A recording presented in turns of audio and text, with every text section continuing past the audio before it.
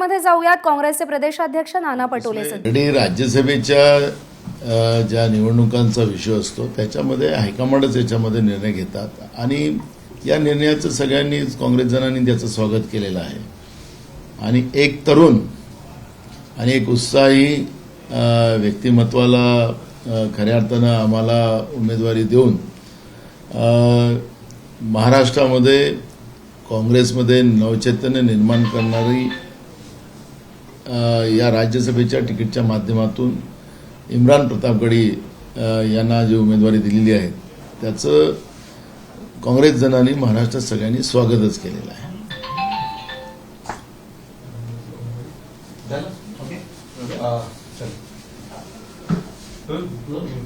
Sir, जिस तरह से देखा गया कि राज्यसभा चुनाव को लेकर कांग्रेस ने पत्ते खोल दिए, इसका कहीं ना कहीं खामियाजा भी हो रहा है, कई सीनियर लीडर्स नाराज हो रहे हैं. देखो, नई जनरेशन को लाने का एक संकल्प उदयपुर के जो हमारा 3 दिन का अधिवेशन हुआ था पार्टी का, उसमें जो वर्किंग कमेटी ने जो निर्णय लिया था उसी का उल्लेख हमारे नेता राहुल गांधी जी ने भी अपने समारोपीय भाषण में बोला था. और नए लोगों को, नई जनरेशन को ज्यादा से ज्यादा तवज्जो देने की बात की गई थी. और उसी आधार पर अब राज्यसभा में भी जैसे नए चेहरे जाने का एक शुरुआत हुई है. और उसमें महाराष्ट्र को, क्योंकि मुझे लगता है कि प्रतापगढ़ी की उम्र अभी 34 साल कुछ है, तो महाराष्ट्र से ये सबसे कम उम्र का नेतृत्व राज्यसभा में जा रहा है. इसका भी हमें गर्व है. और जो हाईकमांड ने जो डिसीजन लिया है इमरान प्रतापगढ़ी के विषय में महाराष्ट्र के लिए, वो उसका हमने सभी कांग्रेस जनों ने उसका स्वागत किया है. कई राजनेता दिल्ली में जाके शिकायत भी दर्ज कर रहे हैं, कई ट्वीट कर रहे हैं कि हमारी तपस्या कहीं ना कहीं खत्म हुई है. नहीं, आखिरी राज्यसभा मिले या विधानसभा मिले या लोकसभा मिले, ये तपस्या का भाग नहीं होता. भाग होता है कि पार्टी विचारधारा के साथ जुड़कर रह के काम करना, यही सबसे बड़ा होता है. लेकिन पोस्ट पाने के लिए अगर उनकी तपस्या है तो उनका इश्यू है. सर, क्या नाम को लेकर किसी प्रकार की चर्चा हुई थी? जिस तरह से इमरान प्रतापगढ़ी का नाम आया है राज्यसभा चुनाव को उम्मीदवार को लेकर, आप लोग से कुछ चर्चा हुई थी? बिल्कुल, हाईकमांड का ये आता है संदेश हम लोगों को. और उस समय में उन्होंने कहा कि हम युवाओं को देना चाहते हैं और महाराष्ट्र से हम अल्पसंख्यक इसमें कोटे में से टिकट देना चाहते हैं. तो युवाओं में से इमरान का ये नाम सामने आया था और उसको हमने सबने सहमति दी. सर, हमने देखा जिस तरह से नाम को लेकर राज्यसभा चुनाव की बात उम्मीदवार की बात करें, कपिल सिब्बल हमने देखा हालांकि कांग्रेस छोड़ के समाजवादी पार्टी में, तो क्या कहीं ना कहीं ये देखा जा सकता है कि आने वाले समय में इससे नाराजगी काफी कांग्रेस को भारी पड़ सकता है? नहीं, हमें कोई नाराजगी की बात नहीं है. जब नए चेहरे आएंगे, नया काम शुरू होगा और नए व्यवस्था के आधार पर कांग्रेस उसी ताकत के साथ खड़ी होंगी. क्योंकि आखिरी इस भारतवर्ष में हर एक के दिल में कांग्रेस है और कांग्रेस चाहती है, जनता चाहती है कि नए चेहरों को मौका मिले. और वही हमारे नेता सोनिया जी गांधी और राहुल जी गांधी ने जो निर्णय लिया उसका हम सभी नई जनरेशन ने उसका स्वागत जोरदार किया है. सर, खबरें ये भी थी कि नाम को लेके, इमरान प्रतापगढ़ी के नाम को लेके महाराष्ट्र कांग्रेस कुछ नेता जो है दिल्ली जाने लगे और सोनिया गांधी से हम लोग करके अपनी चर्चा करेंगे इस नाम को लेकर, क्योंकि इमरान प्रतापगढ़ी नाम के महाराष्ट्र के हैं, इसको लेकर काफी सवाल. राज्यसभा ये कोई एक राज्य की उम्मीदवारी देना ऐसा कोई कंपलसरी नहीं है. कई पार्टियों ने, एनसीपी का भी बिहार से आते थे, बीजेपी ने भी कई बार बाहर के राज्यों से उम्मीदवार दिए हैं. तो ये राज्यसभा के उम्मीदवारी का जो निर्णय होता है वो हाईकमांड का होता है. और जो देश के सामाजिक और विद्वत्ता के आधार पर राज्यसभा की चुनौती की जाती है, वो हमारे नेता सोनिया जी गांधी ने किया है. और इसलिए कांग्रेस ने किया तो गलत किया और दूसरी पार्टियां करती है तो वो अच्छा करती है. ऐसा जब होता है तो लोकतंत्र में ऐसा नहीं है. लोकतंत्र में आखिरी कुछ बातों को सोचकर उस समय आपको याद होगा कि रेखा जी को राष्ट्रपति कोटा से जब राज्यसभा में भेजा गया था, उस समय भी अपोजिशन ने उसके ऊपर टीका की थी. तो ऐसा है, वही रेखा जी के बारे में फिर वो अच्छा बोलने लगे. तो वो ऐसा चलते रहता है. तो इसलिए इस उम्मीदवारी को हम लोगों ने स्वागत किया है इमरान जी के, और वो हमारे महाराष्ट्र से अच्छा नेतृत्व राज्यसभा में करेंगे, ये उम्मीद हम सब की है। लेकिन सर, नाराजगी की वजह से आपको नहीं लगता है सर खामियाजा स्थानीय चुनाव में पड़ता है, पार्टी में भी असर दिखाई देता है, उन्हें कैसे मनाया जाएगा? अभी भारतीय जनता पार्टी में कितनी नाराजगी है जिस उम्मीदवारी के बारे में, ये आपको पता नहीं है। तुम कांग्रेस के बारे में चर्चा करते हो, ये हम लोगों को तकलीफ है। कांग्रेस में कोई भी किसी की भी कंप्लेंट नहीं है, हाईकमांड के डिसीजन का सबने स्वागत किया है, इतना मैं आपको कहूँ। बीजेपी ने 7वां उम्मीदवार दे दिया, तो अब ये तय माना जा रहा है कि चुनाव होना है, तो देखो ये परंपराएं हमेशा रही है, और विड्रॉल तक बहुत सारा पिक्चर क्लियर हो जाता है, तो चुनाव ना हो इसके लिए भी प्रक्रिया होती है, तो विड्रॉल तक पिक्चर क्लियर नहीं होगा। आज फॉर्म भरने मिले तो कोई भी आएगा, कोई भी फॉर्म भर सकते हैं, जिसके पास प्रपोजल है वो फॉर्म भर सकता है।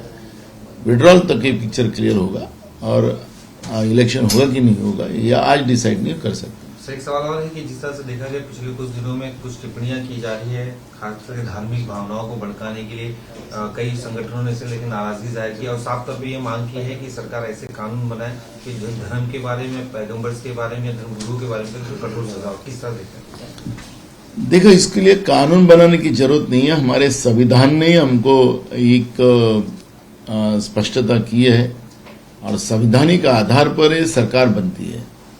लोकतंत्र में हम लोग जब सरकारें बनाते हैं तो हमारी रक्षा के लिए और हमारे संविधान की व्यवस्था की रक्षा के लिए।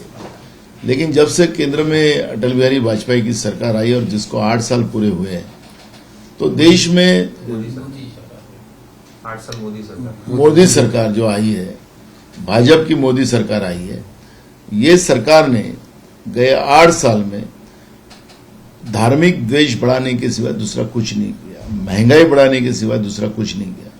और ऐसे समय में ये देश में इस तरह से किसी धर्म के ऊपर किसी को किसी धर्म के बारे में गलत बोलना है, तो उसको उसकी अच्छाई केंद्र की सरकार उसको समझती है, तो ये गलत है। ऐसे मामले में सरकार ने कानून तो ऑलरेडी बने हुए हैं, तो ऐसे समय में माननीय सुप्रीम कोर्ट के चीफ जस्टिस इन्हें ऐसे व्यवस्था में सुमोटो डायरेक्शन कोर्ट केंद्र सरकार को देना चाहिए, जिसे इस तरह का बवाल देश में ना हो, देश में एकत्मता बने रहे, ये मांग कांग्रेस करती है। नाना भाऊ, आज दिल्लीला तुमची जी बैठक होती, प्री डिसाइडेड बैठक होती, ती होणार आहे का? आणि तुम्ही काँग्रेसमध्ये जे 3 नेते दिल्लीला जाणार ते जाणार आहे? आता 2 दिवस, 1 आणि 2 तारखेला आमचं पक्षाचं 2 दिवसाचं शिबिर शिर्डीमध्ये आहे। उद्याही आम्हाला खूप सारे कार्यक्रम महाराष्ट्राच्या विविध भागात आहे, म्हणून आम्ही ही मीटिंग थोडी समोर ढकललेली आहे। जसं तिथं शिर्डीचा कार्यक्रम संपल्यानंतर हे दिल्लीला जाऊन पुन्हा एक मीटिंग करायचं आहे, तात्पुरती पोस्टपोन झालेली मीटिंग आहे। काय विषय नेमका, म्हणजे कशा कुठल्या मुद्द्यावर दिल्लीत बैठक होणार आहे? 2 विषय की या सरकारला तर 2.5 वर्ष पूर्ण झालेली आहेत, आणि 2.5 वर्षाचं कामकाज, हा जो अलायन्स झालेला त्याचं बेसिक विषयावर काय कामकाज झालेलं आहे, याच्या सगळ्याबद्दलची एक चर्चा दिल्लीमध्ये केली जाणार आहे। आणि जो कॉमन मिनिमम प्रोग्राम जो दिलेला होता त्याची अंमलबजावणीचं काय काय झालं याचा सगळा आढावा हायकमांड घेणार आहे, आणि त्यासाठी आम्ही जाणार। नाना भाऊ, आपले राज्यसभेचे महाराष्ट्रातले उमेदवार जे आहेत प्रतापसिंग गोडे, त्यांचा फॉर्म आपण कधी भरू? आज आम्ही दुपारी 12-12:30 वाजता इम्रान प्रतापगडींचा फॉर्म आम्ही भरतोय, आणि त्या आमच्याजवळ कोटा पण आहे आमचा तेवढा, त्याच्यामुळे आमचा उमेदवार विजयी उमेदवारांचा अर्ज भरायला आम्ही इम्रान प्रतापगडीचा जातो। कुठेतरी नाराजी आहे इतर राज्यातल्या नेत्यांना? ही काही पहिल्यांदा नाही झाले, अनेक वर्ष अनेक पक्ष अशा पद्धतीचं करतात आहे, काही हे नवीन नाही आहे। आणि आम्हाला एक तरुण नेतृत्व या निमित्तानं महाराष्ट्राला आमच्या हायकमांड सोनियाजी गांधी आणि राहुल गांधींनी दिलेला आहे, त्याच्यामुळे काँग्रेस जनांमध्ये आनंदच आहे।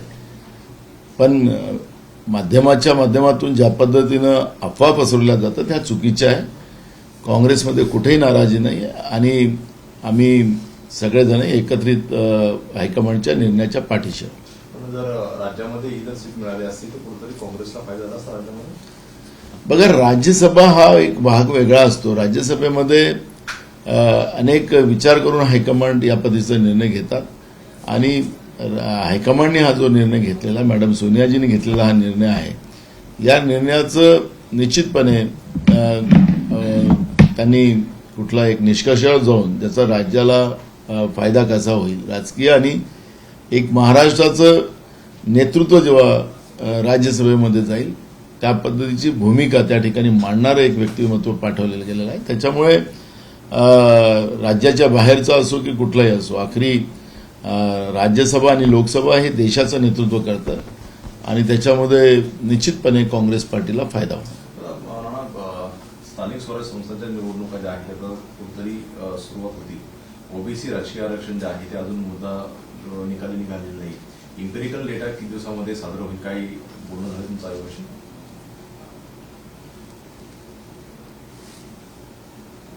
12 तारखेला या सगळ्या गोष्टीचा प्रस्ताव शासन माननीय सुप्रीम कोर्टात मांडणार आहे आणि सुप्रीम कोर्टामध्ये या सगळ्या विषयावरची चर्चा, कारण की आता आज आणि उद्या काही महानगरपालिकेचे रोस्टर प्रभाग काय म्हणतात आपले आरक्षण सोडत होणार आहे. पण ती सोडत निघाल्यानंतर तिचं ते जाहीर जे होणार आहे ते 13 जूनला होणार आहे. 12 जूनला माननीय सुप्रीम कोर्ट काय निर्णय देतं, महाराष्ट्राने दिलेल्या डाट्यावर काय निर्णय होतं, त्याच्यावर आमचं सगळ्यांचं लक्ष लागलेलं आहे आणि त्याच्यानंतरच याच्यावरची प्रतिक्रिया आपल्याला देता येईल. भंडाऱ्यामध्ये बोलताना नितीन गडकरींनी तुमचं आणि स्वर्गीय दादा टिचुके यांचं नाव न घेता वक्तव्य केलेलं आहे की जो मागच्या जन्मी पाप करतो तोच शुगर फॅक्टरी टाकतोय आणि जिल्ह्यातील भंडारा जिल्ह्यातील 2 नेत्यांनी मला पासून माझ्या माथी भंडारा जिल्ह्यातील देवाडा शुगर फॅक्टरी मारली. मला एक कळत नाही, एवढे बुद्धिजीवी विकास पुरुष आम्ही त्यांना आमच्या जिल्ह्यामध्ये आणि कारखाना कसा घेतला त्याचे आता हे जे आहेत आपले MSC बँकेचे जे काही प्रकरण चालू आहे त्या MSC बँकेच्याच प्रकरणात ते पण आहे, त्यांचं नाव येत नाही त्याच्यामध्ये. पण बाकी जेवढे दुसरे राष्ट्रवादीचे असतील काँग्रेसवाल्यांनी घेतलेल्या कारखान्यांचे नाव येतात. त्या अक्षरमध्ये त्यांनी पण तो कारखाना घेतलेला होता. आता तुम्ही कारखाना घेतला तर कारखाना चालवण्यासाठी घेतला, पण आता कारखाने सगळे तोट्यात आहेत. त्यांचे कारखाने तोट्यात दाखवतात आहे. त्याचं मागचं कारण काय मला माहिती नाही आणि मग आपल्याला नाचता येत नाही आणि अंगण वाकडं अशा पद्धतीचं अगर समजा महान नेत्यांचं वक्तव्य असेल तर त्यांच्याबद्दलचं आम्हाला काही प्रतिक्रिया द्यायची नाही. एक सवाल ये भी है कि विधान परिषद की 10 सीटों के लिए भी जल्द चुनाव होने वाले हैं, तो कांग्रेस की क्या भूमिका रहेगी इस चुनाव के लिए? बिल्कुल, अभी उसके लिए अभी उम्मीदवारों की भी एप्लीकेशंस आ रही है हमारे पास और उसी आधार पर निर्णय लिया जाएगा और अच्छा चयन किया जाएगा. ना वो एक सवाल और ये है कि हनुमान चालीसा या हनुमान जयंती को लेकर बहुत सारी राजनीति शुरू हो गई. अब इस बात को लेकर लड़ाई हो रही है कि हनुमान जी का जन्म कहाँ हुआ. कह रहे हैं नासिक में हुआ तो आंध्र प्रदेश कहते हैं हमारे वहाँ. किस तरह देखते हैं? मैं भगवान जी के बारे में इतना ही कहूँगा कि उनका जन्म जो धर्म के हो, जो भी धर्मगुरु हो या भगवान हो, अल्लाह हो, जो उनकी श्रद्धा व्यक्त करते तो सबके दिलों में उनका जन्म हुआ, ऐसा मैं समझता हूँ. तो हनुमान जी का जन्म हमारे हृदय में हुआ है, हम ऐसे बोलेंगे. ये इस तरह से प्रांतवाद फेडरल ये जिस तरह से किया जा रहा है, जो मूल इशू को डाइवर्ट करने की जो बार बार कोशिश जो की जा रही है, देश बर्बाद हो चुका है. मैं आपके माध्यम से यही बताना चाहूँगा कि जिस विषय पे चर्चा होना चाहिए आज उस विषय पे नहीं, हनुमान जी कहाँ पैदा हुए उसके ऊपर अगर चर्चा होती है तो आखिरी ये कौन से धर्म ने किसको सिखाया मुझे पता नहीं. मेरा धर्म यही बताता है कि वो श्रद्धा है, वो दिलों और दिमाग में और अपने पूरे शरीर में रहती है और भगवान का स्मरण जो होता है वो उसकी एक अलग आनंद होता है. मुस्लिम अगर अल्लाह का ये करता होगा तो उसका एक स्मरण उनके लिए एक आनंदमय होता है. और इस विषय की चर्चा आज का विषय नहीं. आज देश कंगाल बनाने का काम नरेंद्र मोदी जी ने गए 8 साल में किया है। आज देश में महंगाई की वजह से लोग उस आग में झुलझ रहे हैं, बेरोजगारों की परिस्थितियां हैं। इस विषय पे क्यों नहीं चर्चा हो रही है? किसानों का इश्यू है, इसके विषय पे क्यों चर्चा नहीं होती? यही कांग्रेस का बार बार सवाल आपके माध्यम से हम केंद्र की सरकार से पूछना चाहते हैं। इस तरफ का धर्मवाद कर धर्म के इस आपस में लड़ाकर जिस तरह से वो आग की होली खेलना चाहते हैं, इसका विरोध हमेशा कांग्रेस करेंगी। हम लोगों को एकता का संदेश हमने दिया है और आपने देखा होगा कि हमारे नेता राहुल गांधी ने यह भी कहा है कि भारत जोड़ो, जिस तरह से नीति जो केंद्र की सरकार बना रही है देश तोड़ने की, और कांग्रेस की भूमिका देश जोड़ो की है और उसके आधार पर हम लोग काम कर रहे हैं। धन्यवाद। एक मिनट अभी बाहर के उम्मीदवार का एक हिंदी में भी देते हैं हम। चलो एक मराठी और हिंदी देते थे थोड़ा सा। इमरान प्रतापगढ़ी के बारे में आप पूछ रहे हैं कि बार बार वो बाहर से उम्मीदवार हैं। मैं ये पूछना चाहूंगा कि नरेंद्र मोदी गुजरात से हैं, वो वाराणसी में जाके कैसे खड़े हुए हैं? उनके लिए क्यों सवाल नहीं बनता? आखिरी लोकसभा में अपने क्षेत्र से खड़ा ना होते हुए दूसरे राज्य पे जाके खड़ा होना, और इसलिए लोकसभा हो या राज्यसभा हो, ये देश की होती है और देश की नेतृत्व करने वाली जो व्यवस्था जो होती है, वो व्यवस्था का ये बंधन नहीं होता है। यही हमारा कहना है। ज्याप्रमाणे आपण म्हणता की इम्रान प्रतापगढ़ी हे बाहेरचे उमेदवार आहेत, मग आमचा सवाल असा आहे की नरेंद्र मोदीजी हे गुजरातमधले आहेत, ते वाराणसीमध्ये जाऊन कसे उभे झालेत आणि त्यांच्यासाठी हा नियम लागू होत नाही? त्याचं कारणही असं आहे की लोकसभा असेल किंवा राज्यसभा असेल, ह्या देशाचं नेतृत्व करतात आणि त्याला हे बंधन नसतं। त्याच्यामुळे आमच्या हायकमांडनी, आमच्या नेत्या सोनिया गांधी आणि राहुल गांधीजी जो निर्णय केलेला आहे, तो आम्हाला एक युवा नेतृत्व इम्रान प्रतापगढ़ीच्या रूपाने जो दिलेला आहे, त्याचं स्वागत महाराष्ट्राच्या काँग्रेस जनांनी केलेलं आहे। त्याच्यामुळे हा कुठलाही वाद काँग्रेसमध्ये नाही। एबीपी माझा, उघडा डोळे बघा नीट।